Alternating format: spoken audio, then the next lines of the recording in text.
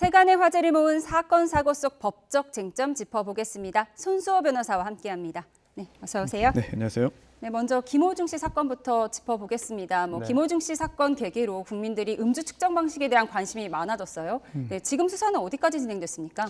네, 구속영장이 발부되어서 구속이 됐고요. 또한 지금 어떤 범죄를 저질렀느냐 이 부분에 대해서 여러 가지 수사가 진행이 되었고 또한 이제 재판을 앞두고 있는데 중요한 것은 지금 음주운전죄 인정 가능성입니다. 네. 애초에 이 김호중 씨는 음주 측정을 현장에서 받지 않고 현장을 이탈했기 때문에 한참 후에 측정이 이루어졌습니다. 그리고 특별한 결과도 나오지 않았죠. 네. 그렇기 때문에 구속영장 신청 청구할 당시에는 음주운전죄는 포함도 안 돼 있었거든요. 하지만 기소할 때는 이제 포함이 됐고요. 그 근거는 당시에 측정을 하지 못했지만 애초에 음주량이라든지 음주 시간 등등에 대한 증거가 있고 또한 술을 마셨다는 진술까지 확보를 한 상태에서 계산을 한 거예요.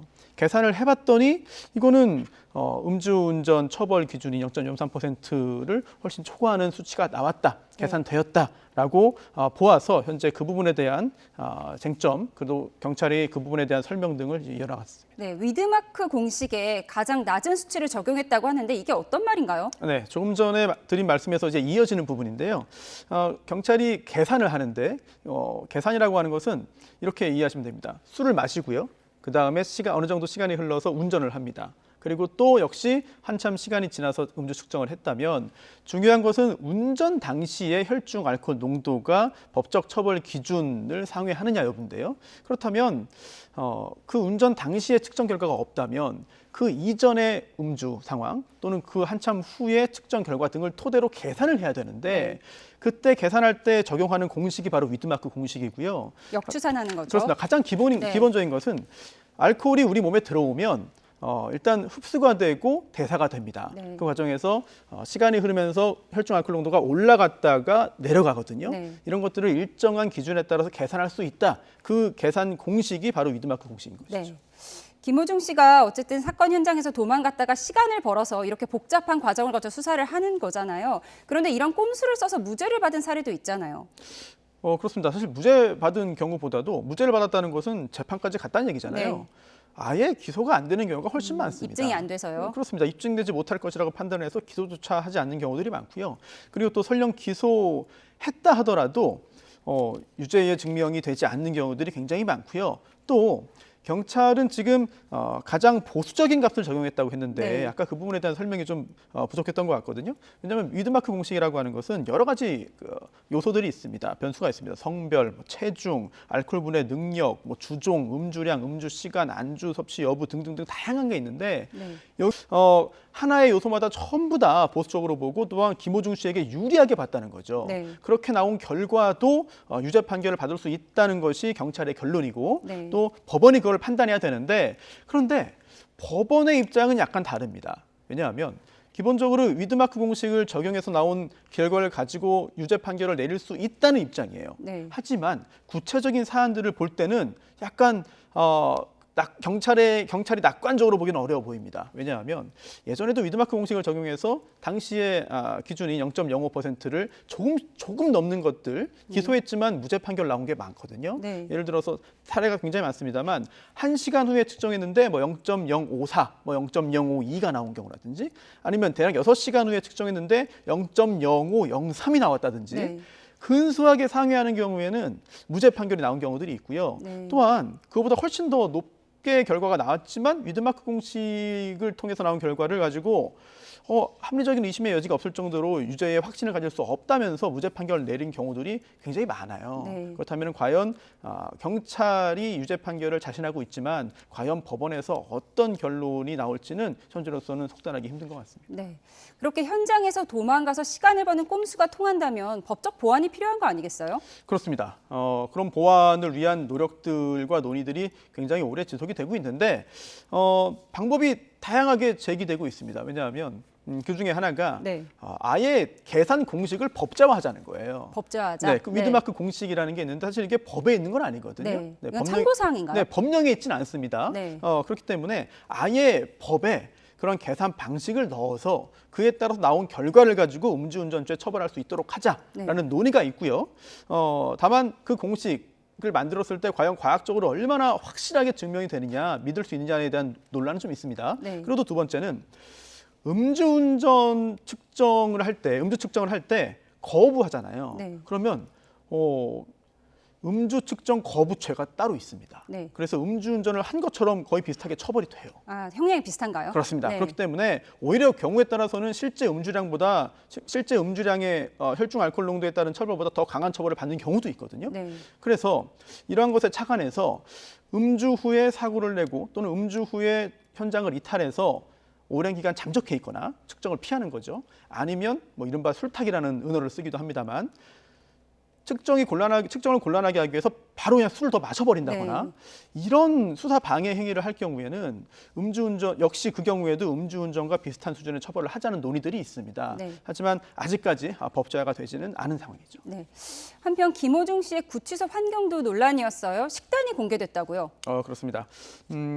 식단이 공개가 됐는데 사실 여러 가지 메뉴의 명칭들 이런 것들을 봤는데 여론이 좋지 않은 것 같습니다. 근데 원래 구치소에서 식단을 공개하나요? 이게 공개가 된 거죠. 됐는데 사실 구치소가 어떤 곳인지에 대한 생각을 좀 해봐야 돼요. 왜냐하면 유죄 판결이 확정되어서 복역을 하는 그런 형벌을 받는 곳이 아닙니다. 즉 아무리 본인이 김호중 씨가 인정한 부분이 있고 또한 유죄 판결이 나올 부분들이 예상된다 하더라도 유죄가 확정된 건 아니고 현재 미결수 상태로 무죄 추정의 상태로 수용되어서 수사를 받는 중이잖아요. 서울구치소가 또 미결수들이 많잖아요. 대부분이잖아요. 그럼요. 구치소의 특성상 그런 건데 그러다 보니까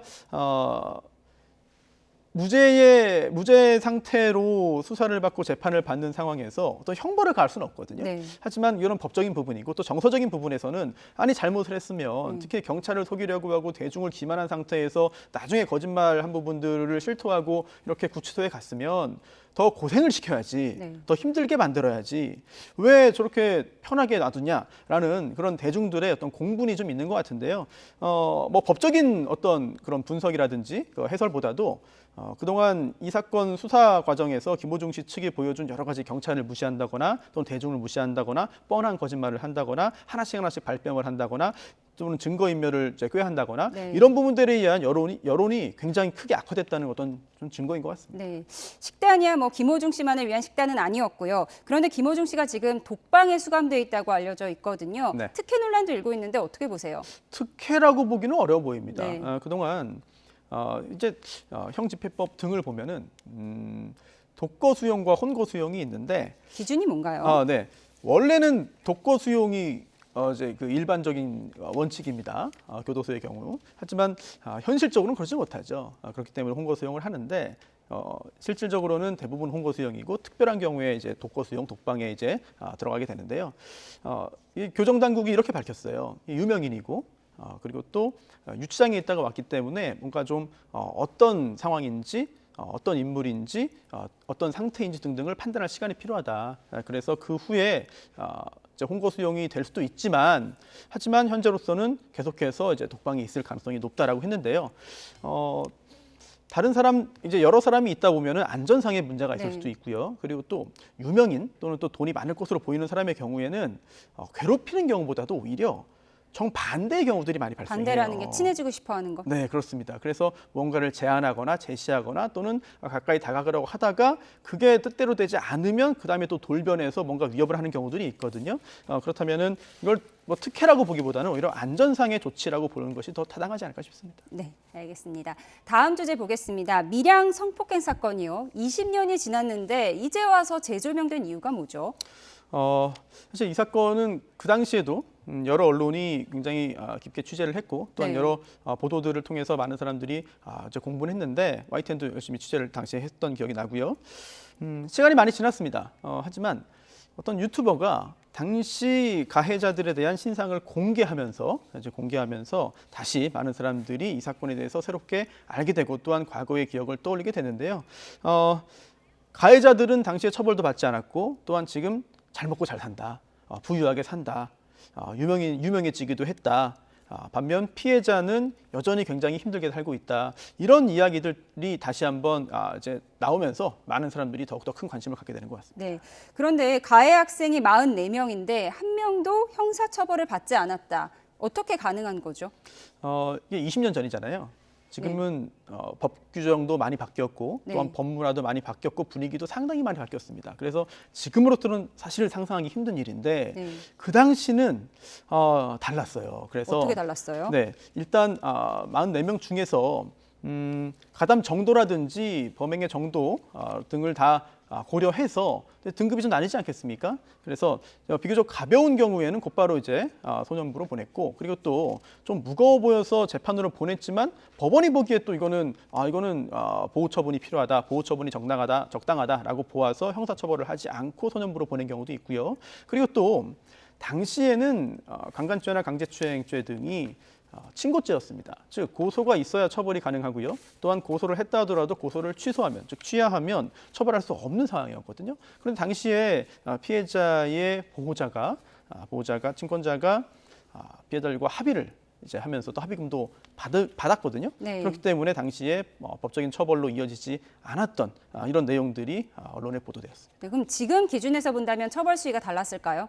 그렇죠. 예, 당시는 엄격히 보면은 형사처벌을 안 받은 거거든요. 네. 그렇다면 지금 만약에 그런 일이 벌어지면 안 되겠습니다만 만약 유사한 사건이 벌어졌다면 지금보다 훨씬 더 높은 처벌이 이루어질 수 있는 그런 사안으로 보입니다. 네. 그런데 지금 주목받는 이유가 최근 한 유튜브 채널을 통해서 가해자들 신상이 공개되고 있기 때문이잖아요. 이 네. 내용 한번 정리해 볼까요? 네, 44명 전체 다 공개하겠다 뭐 얘기를 하고 있습니다. 현재까지는 일부만 네. 공개가 된 상태인데 가장 먼저 식당 관련된 이야기였어요. 근데 이 식당 주인도 아닙니다. 이 식당 주인의 친척이었고 이 식당에서 일을 했었는데요. 지금 화면에 나오고 있는데 유명 유튜버의 영상에 등장을 했기 때문에 변호사님, 알겠습니다. 20년 전 일어난 사건이었고 유튜브에서 가해자로 지목된 남성의 SNS 글이 공개되면서 공분을 사고 있다고요? 네, 그렇습니다. 여러 사람이 관여가 돼 있고 그리고 또 그중에서 과연 어디까지 신상이 공개될지 또 그 공개된 신상이 정확할지 여부는 정확하게 모르겠어요. 하지만 현재 지목된 사람 중에 한 명이 유튜브 SNS에 올린 글 내용 때문에 또 많은 사람들이 분노하고 있는 겁니다. 딸 인생의 네. 걸림돌을 모두 없애주겠다. 그렇습니다. 가장 믿음직한 아빠가 되겠다. 굉장히 가정적인 글이잖아요. 그렇습니다. 그 내용만 놓고 보면 사실 굉장히 따뜻한 글이고 네. 그리고 또 딸을 사랑하는 자녀를 사랑하는 글이기 때문에 뭐 전혀 잘못된 글이 아닙니다만 네. 그 배경에 이 밀양 사건의 가해자라는 게 만약 사실이고 또한 주도자라는 것도 사실이라면 다른 사람에게는 다른 여성에게는 그런 행동을 해놓고 자기 자녀에게는 이렇게 하는 것이 좀 납득할 수 없다라든지 이런 해석들이 나오는 것 같아요. 또는 여성으로서 생활하는 게 어떤 여러 가지 위험성을 내포하고 있기 때문에 오히려 자신이 그런 가해자였기 때문에 이런 반응을 보이는 거 아니냐라는 해석도 가능하겠고요. 많은 사람들이 이 SNS를 보면서 더욱더 크게 분노하고 있습니다. 네, 이런 일련의 상황에 사적 제재 논란도 일고 있잖아요. 예전에 디지털 교도소도 있었고요. 이 네. 논란에 대해서는 어떻게 보세요? 입장이 크게 충돌하는 것 같아요. 네. 우선 첫 번째로는 정의 구현이다. 네. 당시에 국가가 제대로 못했기 때문에 이제라도 이렇게 하는 거 아니냐. 오히려 잘하는 일이다. 법적 책임이 전부가 아니라 사회적인 도덕적인 책임까지 끝까지 평생 져야 되는 거 아니냐. 자업자득이다. 뭐 이런 입장이 있고요. 또 반면 잘못한 건 맞는데 이러한 사적 제재는 굉장히 위험하다는 네. 의견도 있습니다. 잘못한 건 맞지만 당시에 죗값을 치른 거 아니냐. 그리고 언제까지 계속해서 그 사건으로 인해서 불이익을 봐야 되는 것이냐 등등등. 또 하나 지적되는 것은 이러한 당시 가담자들을 채용했거나 네. 또는 가담자와 혼인을 했거나 또는 가담자의 가족들의 경우에도 이런 여러 가지 피해들을 함께 입을 수가 있거든요. 네, 죄가 없잖아요, 그 사람들은. 그렇죠. 네. 네, 그렇기 때문에 이 사건 관련해서 과연 정의 구현인지 또는 부당한 사적 제재인지 여부에 대해서 양측의 의견이 엇갈리는 것 같습니다. 네. 그런데 이렇게 가해자 신상 공개 사흘 만에 잘못 짚었다, 즉 헛지목 논란도 나오고 있는데요. 네, 그렇습니다.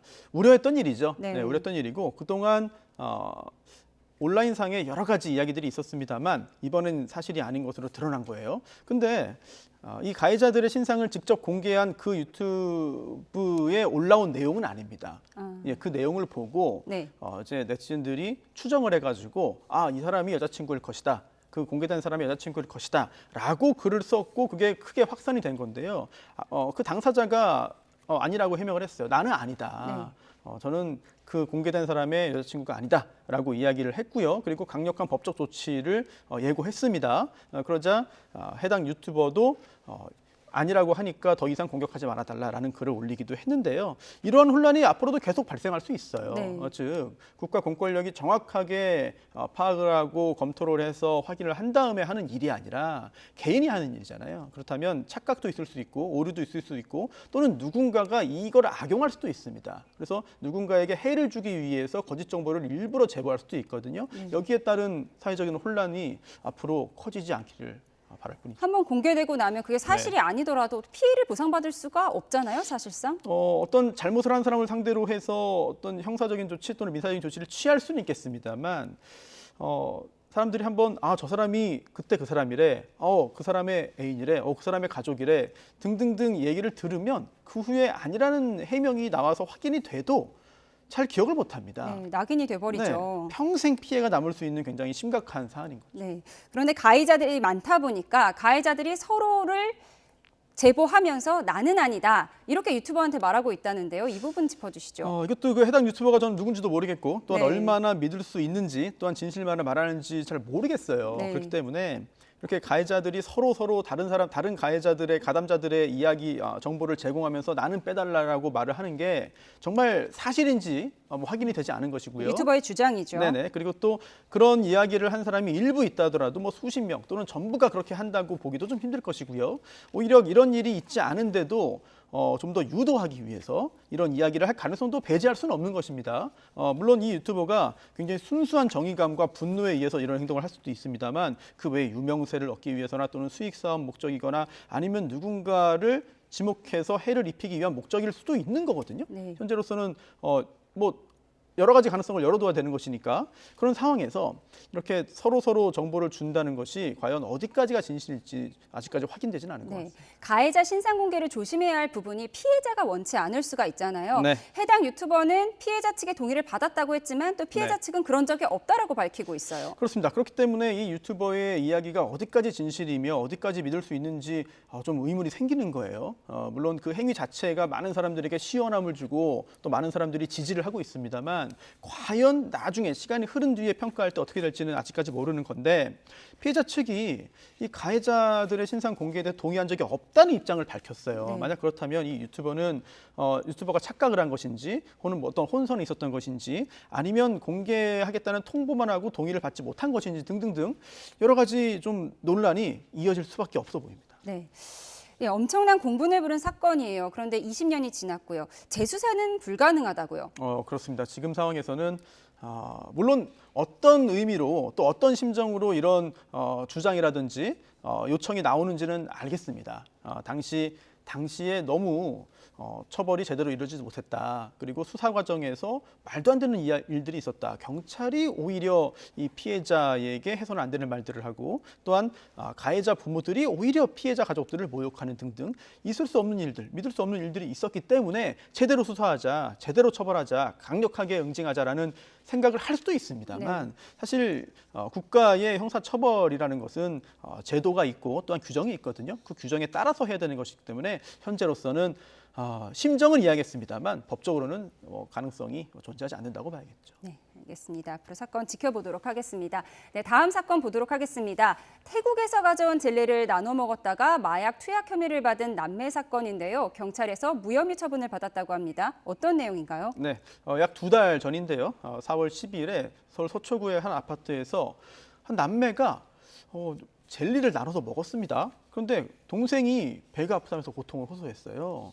119에 신고했고 병원으로 이송됐는데 검사를 해봤습니다. 네. 그랬더니 놀랍게도 대마 양성 반응이 나온 거예요. 네. 근데 이 대마 양성 반응이 나왔는데 대마 양성 반응이 나왔다면은 이거는 우리 법상 처벌될 수 있는 거 아니냐라고 네. 생각할 수 있겠습니다만 경찰은 이거는 범죄가 될 수 없다라고 보았는데요. 그 이유가 있습니다. 이 마약류 관련해서는 고의범을 처벌해요. 네. 즉 과실로 이런 마약이든 향정신성 의약품이든 또는 대마 등을 이렇게 복용하거나 네. 또는 섭취하거나 아니면 흡연한 경우에는 처벌 규정이 없습니다. 네. 과실은. 그렇기 때문에 이 사건의 경우에는 범죄가 아니다, 일부러 한 것이 아니다라고 보았고요. 하지만 여기서 오해하면 안 되는 게 있습니다. 저 몰랐습니다. 저 속았습니다. 저 이거 그냥 담배인 줄 알았어요. 저 이거 정말 젤리인 줄 알았어요. 누가 약이라고 줬어요. 영양제라고 줬어요. 라고 주장하는 경우는 너무 많아요. 네, 악용될 가능성. 네, 네. 너무 많아요. 하지만 그런 주장 하나만 가지고 고의냐 과실이냐 여부를 따지는 것이 아니라 뭐 전력도 있겠고요. 또한 장소 또는 누구한테 받았느냐, 뭐 시간대가 어떻느냐 등등등 네. 당시 정황 등을 보면은 이런 부분들은 수사기관에서 어렵지 않게 고의 과실 여부를 가릴 수가 있다고 봅니다. 그럼 태국에서는 이게 사은품으로 받았다고 하는데 이런 대마 젤리를 아무 데서나 파는 네. 거예요? 국가마다 다 다르거든요. 그래서 네. 태국의 경우에도 현지에서 좀 논란이 좀 되고 있대요. 그래서 이거 제도를 다시 바꿔야 되는 것이 아니냐 이런 논의가 있다고 하는데 네. 중요한 것은 한국인이 외국에 가서 하는 행동들 그 국가의 법률만 적용하는 것이 아니라 우리나라 법이 적용된다는 사실을 잊으면 안 되겠습니다. 네, 여행 갈 때 주의해야겠습니다. 지금까지 손수호 변호사와 사건 사고 소식 짚어봤습니다. 고맙습니다. 고맙습니다.